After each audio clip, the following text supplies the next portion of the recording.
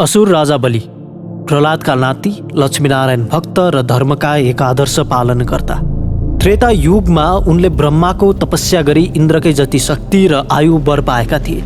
तर सर्वशक्तिमान हुँदाहुँदै पनि उनले अरू असुरले झैँ स्वर्गको लोभ गरी आफ्ना प्रजालाई युद्धमा होमेनन्।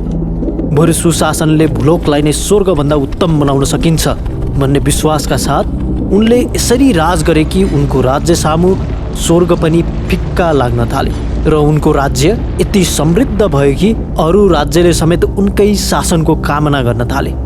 गरिबी हटाउन उनले दानको सङ्कल्प नै गरेका थिए। दानकै माध्यमबाट उनी समस्त संसारको मन जित्न सफल भए। तर पनि उनको आफ्नै मन भने अहङ्कारमा फस्न थाल्यो।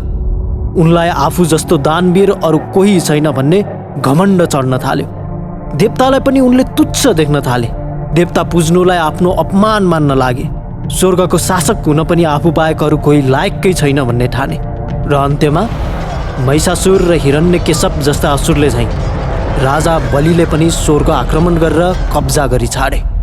स्वर्ग जिते पश्चात त्रिलोकमा आफ्नो आधिपत्य सुनिश्चित गर्न उनी अश्वमेध यज्ञ गरिरहेका थिए। यज्ञ सकिनै लाग्दा एक सुन्दर वामन भिक्षु उनको आँगनमा आइपुग्यो र भिक्षाको याचना गर्न थाल्यो। गुरु शुक्राचार्यले यज्ञ नसकी कतै नजान भने पनि बलिले आफू जस्तो दानवीरले कुनै पनि भिक्षुलाई कुराउनु अशोभनीय हुने भन्दै वामन अघि पुगेर इच्छाएको जेसुकै दान माग्न आदेश दिए। तर भिक्षुले मात्र 3 पाइला जमिनको दान माग्यो। यो सुनेर राजा बलिको हाँसो छुट्यो। आफू विश्व विजेता भएको सम्झाउँदै उनले वामनलाई कुनै बहुमूल्यवान दान माग्न सुझाव दिए। वामन भिक्षुले भने आफूलाई 3 पाइला जमिन नै पर्याप्त हुने बतायो र दान दिने भए सङ्कल्प गर्न भन्यो। राजा बलिले दान दिन्छु भनेर सङ्कल्प गर्न साथ वामन भिक्षुको शरीर एकाएक बढेर विराट रूपको भयो र उसका 2 पाइलाले नै पुरै ब्रह्माण्डलाई नापिदिए। तेस्रो पाइला नाप्ने अब कुनै ठाउँ नै रहेन। राजा बलिको बल्ल आँखा खुल्यो। वामन भिक्षु अरू कोही नभएर स्वयं भगवान विष्णु थिए, जो आफ्नो भक्त बलिको घमण्ड तोड्न र उनलाई पुनः सत्मार्गमा ल्याउन अवतरित भएका थिए। तेस्रो पाइला राख्ने ठाउँ कतै नभएको देखेपछि राजा बलि नतमस्तक भए र आफ्नो शिर थाप्दै शिरमै पाइला राख्न आग्रह गरे। उनको समर्पण देखेर भगवान विष्णु प्रसन्न भए।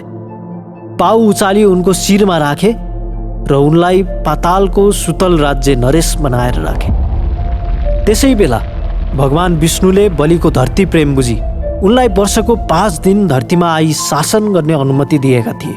त्यसुपरान्त तिहारको 5 दिन बलि राजा धरतीमा आउँदा सबै ठाउँ आफै पुग्न नसक्ने भएकाले विभिन्न टोलीहरू घर घरमा जाने र बलिको आगमनको खबर सुनाउँदै उत्सव मनाउने प्रचलनको सुरुवात।